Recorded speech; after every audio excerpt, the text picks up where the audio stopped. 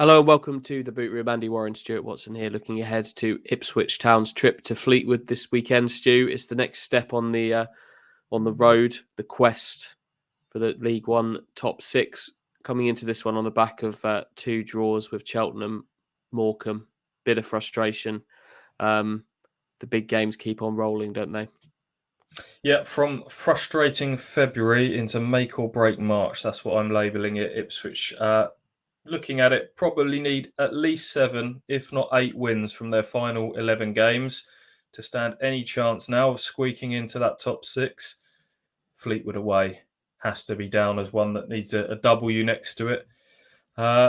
If Ipswich are going to stand any chance, 2 frustrating draws against teams in the bottom half, can't really afford to drop points in this one.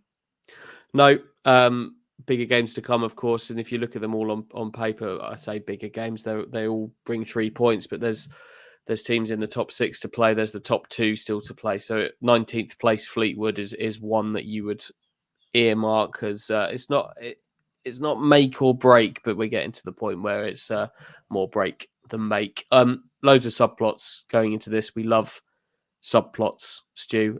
Do you want to start with Ipswich Town past or Ipswich Town present as our first subplot to discuss ahead of another trip to Highbury? I'll take Ipswich Town past. I think that's the most interesting part of things. Fleetwood have 4 former Ipswich Town players, but only 2 of them are likely to be involved. I'll run through them. Harry Wright, son of Richard, the former Ipswich Town goalkeeper. He's up at Fleetwood, covered in facial tattoos now, but he's not making benches. Joe Garner is also there, but he won't be involved because he got sent off in their 2-0 defeat at Wigan in midweek after having a bit of a wrestle with James McLean at the end of the game. So he's suspended. The 2 that could feature is Toto Enciala and Ellis Harrison. Toto Enciala, who obviously left in January, has gone up there. He's had a couple of late assists, getting up in the box and getting his head on things. Didn't start on Tuesday night, so whether he starts in this one, we shall see. And Ellis Harrison, one of the Paul Hurst signings in that first summer when he came in. He's the man leading the line for them at the moment. He's always seemed to look up for it when facing Ipswich Town subsequently. I remember him leaving a bit on Luke Chambers in the first minute at Portman Road for Portsmouth a few years ago. So, yes, some former Ipswich Town players to look out for there. Yeah, Harrison totally went for Toto and Ciala at Fratton Park as well, didn't it? Now teammates again at Fleetwood, obviously at Ipswich previously.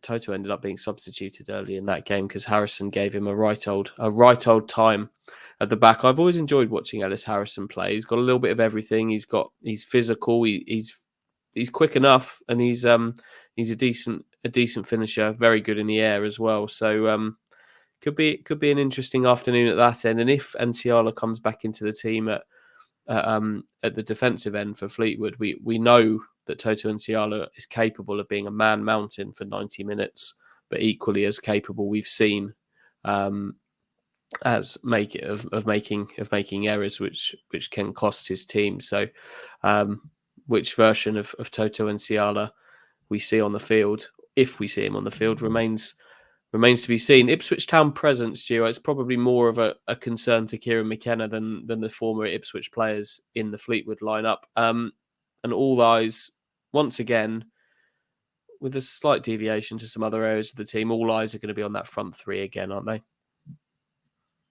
Yeah, clean sheets. Ipswich have been rattling them out. Just set a club record for length of time without conceding 5 and a bit games. But the goals are not flowing at the top end of the pitch, are they? And a striker in form really looks the only missing ingredient. Ipswich are defending well, dominating games, creating chances galore. Just need somebody to put them in the back of the net, get Macaulay Bond back in that early season form. 1 in 20 for him now. James Norwood hasn't scored since that little hot streak when he first returned to the side in December. Joe Piggott's Ipswich career just hasn't really got off the ground, and That leaves Caden Jackson, remarkably, as probably the closest thing Ipswich have got to a striker really feeling confident at the moment from that game against Burton recently. So the forward line has rotated under Kieran McKenna, partly because he's picking horses for courses and the right type of player for the right type of opposition. But also, you have to say, because no one's really made themselves undroppable. So it was Norwood, Bon, and Aluko at Morecambe last weekend. Let's see what he goes with this time. Unless Tyrese Simpson is suddenly thrown in from the start, which I don't think either of us can see, one of these strikers is going to have to play themselves into form. It's going to have to come from somewhere, isn't it? But the area of the pitch that interests me, and the area of the pitch where I think if it was me, I would be settling on some personnel now, would be behind that striker with Chaplin and Selina. I think I want to see Bertrand Selina in particular starting games back to back regularly for Ipswich. Now, and it probably would be as part of a two with Connor Chaplin. What say you, Stuart Watson? I too have got those down to play as the sort of dual number 10s again. I think Selina looked lively when he came on against Morecambe last weekend. The man that looked most likely to make something happen. Yes, it was against the Morecambe team that was sitting deep and defending something, but Bertrand Selina is a player capable of magic moments, and Ipswich Town needs some magic moments right now. So I agree with you. I'd like to see him in the team and maybe just getting a chance to have a run at things. Part of me wants to see Selina and Aluko together and what they would be able to do, because we've not seen that thus far. But I can't look beyond Connor Chaplin because of his goals. He's got 9 goals. He's someone that can play further forward. I'd like to see him actually get a bit more advanced and be in the box a little bit more. But his 9 goals means I think he has to be in a team that's not scoring loads at the moment.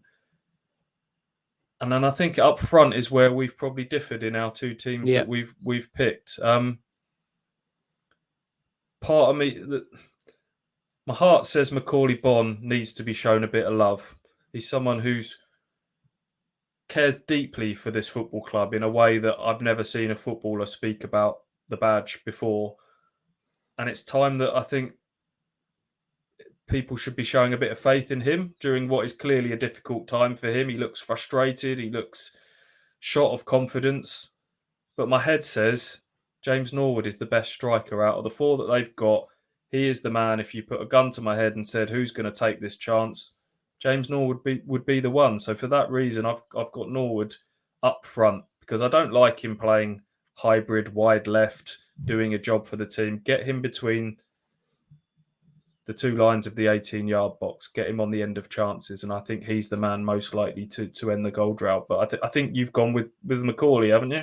Yep, I've got his name written in front of me, and yep, I'm sure a part of that is sentiment, and I'm sure maybe too much of that is kind of harking back to the good old days of August, September, and October, but he should score both of those headers that he had at at Morecambe a week ago. But it's that old cliche of he's getting in the positions. Someone is going to have to play themselves into form, as I said earlier, and I think I'd like to see Bond do that. Someone's going to have to be given a run in this team and play their way into form now. And as much as I could agree with you, I could argue that, and I think I probably do agree with you in terms of the one chance who's going to take it, James Norwood. But in terms of playing himself into real form, I think Bon is the most likely way to do that, most likely player to do that, and the most likely player to do that in a team that dominates possession so much. I'm not sure a team with so much possession quite suits James Norwood's style, although when he's at his best, he's a really fun player to watch, James Norwood. So, but for me, whether this is misplaced or not, it's Macaulay Bonne for now. But I'll say it again: someone is going to have to play their way into some form. Yeah, you can make an argument that Caden Jackson's pace against potentially Toto Enciala is something that could get him lunging into tackles and stretch the defence. I'm sure Kieran McKenna has done his deep research into Fleetwood's strengths and weaknesses and will come up what he thinks is the best combination. So it'd be fascinating to see that top end of the pitch at 2:00 on Saturday when the team sheets come out. But I'd also argue for the first time in a while, there's a couple of other positions that are maybe worth a discussion. That the back four we know is stamped on. Sam Morsey and Wes Burns stamped on. But Tyreek Backinson in central midfield in the absence of an injured Lee Evans, and Dominic Thompson at left wing back, who has faded somewhat in the second half of the last couple of games. Are they two areas that are up for debate? Yeah, let's start with the left-sided one there. I think both of us were quite surprised before the game at Morecambe a week ago that there was no cover for width on that bench. No Kane Vincent-Young on the bench at Morecambe. No Matt Penny there, which meant that there was no option to use a substitute once it became apparent that Thompson was fading. And while I'm not going into bat kind of all guns blazing for Matt Penny. Clearly, he's got his flaws. He's kind of been in and out of the Ipswich team for a reason, both under Cook and McKenna. But I'd be looking to Penny, I think, as a natural left sider in that position. I think he maybe gives you a bit more forward thrust than Thompson. Burns is a winger playing at the right wing back position. Thompson is a left back playing in the left wing back position. So I'd probably be looking towards Matt Penny. Yeah, it's definitely in the amber zone for me. Dominic Thompson.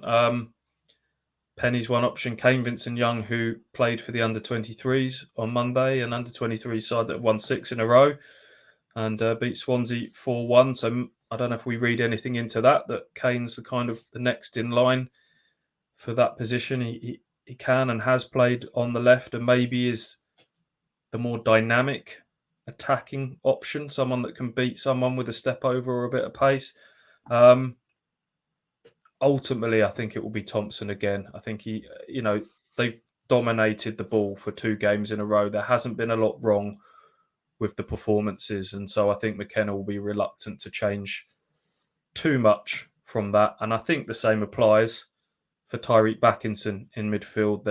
He frustrates the hell out of me at times because he can do the difficult things almost easily, and he can make the simple things look really hard as well. So hence why Bristol City have loaned him down a division to round off those raw edges. But I think just about he's done enough to sort of keep his place in the team from Morecambe. But there is Tom Carroll and Idris El Mazouni as options as well.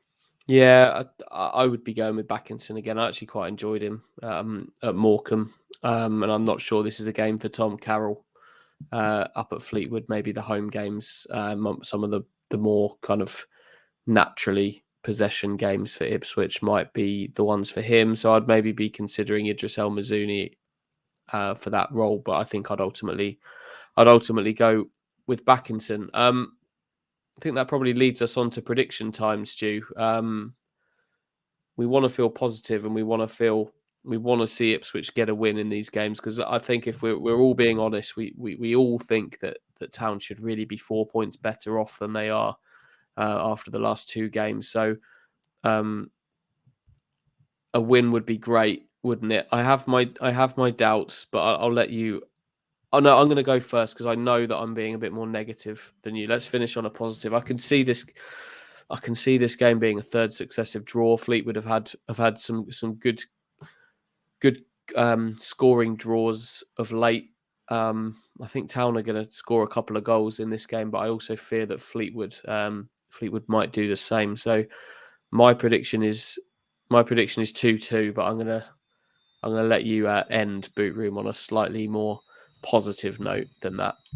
Yeah, the Fleetwood draws you mentioned have been a couple of 3-3s. They drew 3-3 at home against Plymouth towards the end of January, and more recently they drew 3-3 at Portsmouth, having led 3-0. So they're a bit of an enigma, Fleetwood, but they are 2 points off the relegation zone for a reason. I think Ipswich are going to be really fired up to to show a bit of that killer instinct that has been lacking. So I've got them down for a win. I think it needs to be a win. I think it will be a win, just 2-1. 2-1. Hope you're right, Stu. Enjoy the weekend, anyone that's off to Fleetwood, and hopefully we can all return with Ipswich Town 3 points better off in their quest for League One's top 6.